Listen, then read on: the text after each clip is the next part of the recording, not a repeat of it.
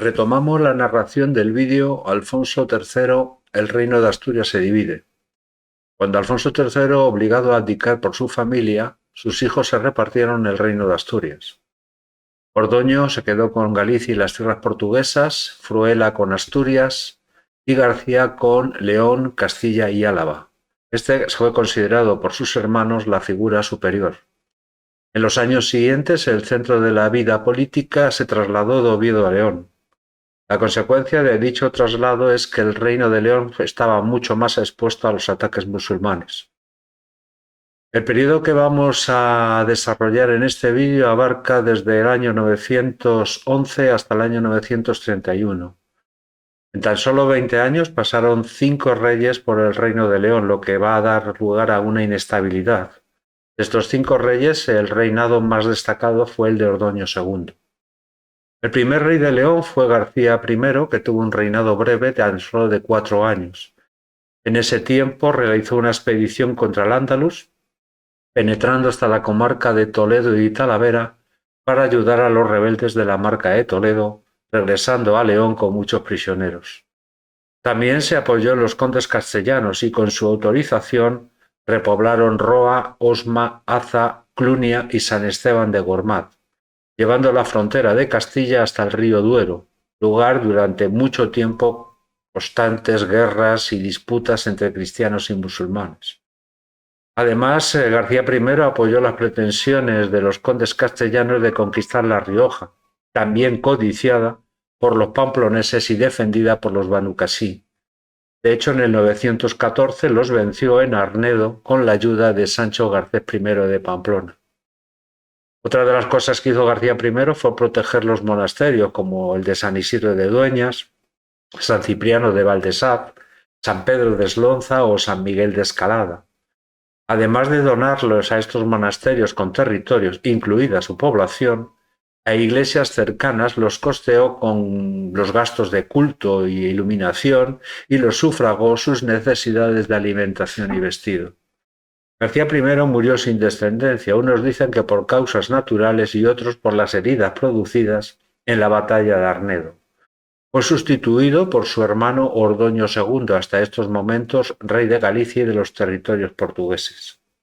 Ordoño II fue aclamado como rey por la asamblea de obispos y magnates a la costumbre visigoda.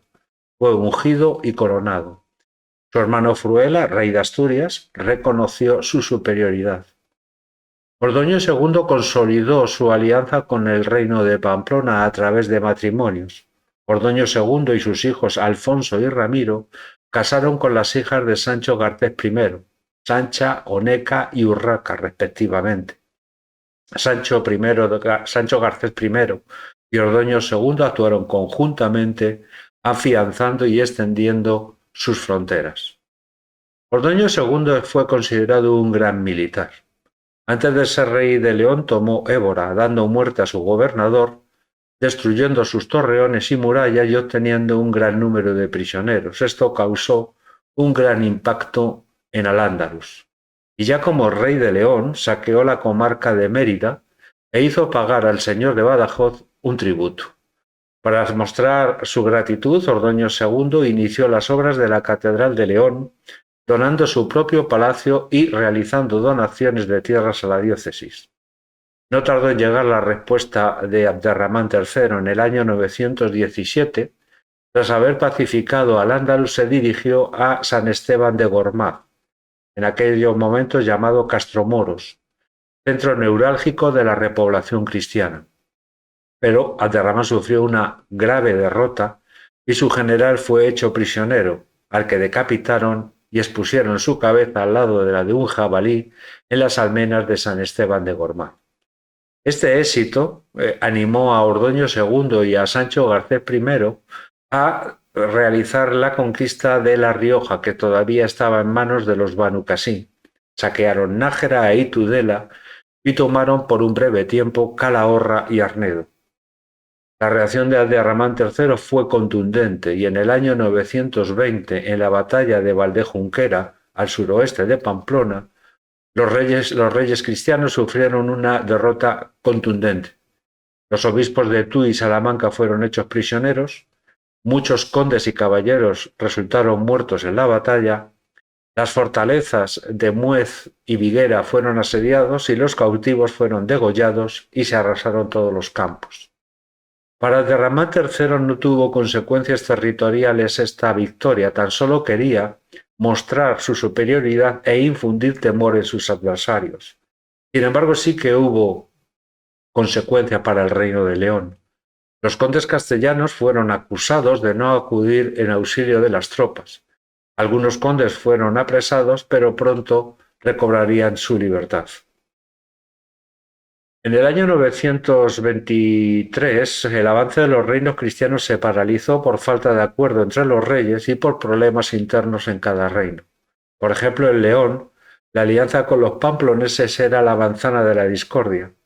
Algunos condes castellanos no estaban de acuerdo, porque temían que Sancho Garcés I se hiciera con La Rioja, y con ello se les cerraría a ellos la posibilidad de expansionarse.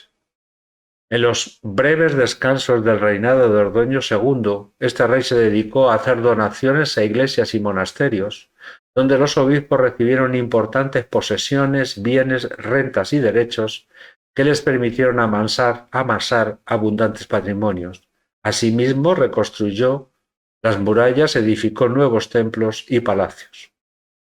A la muerte de Ordoño II en el año 924 se abrió una crisis sucesoria entre su hermano Fruela, rey de Asturias desde el año 910, y los hijos de Ordoño II.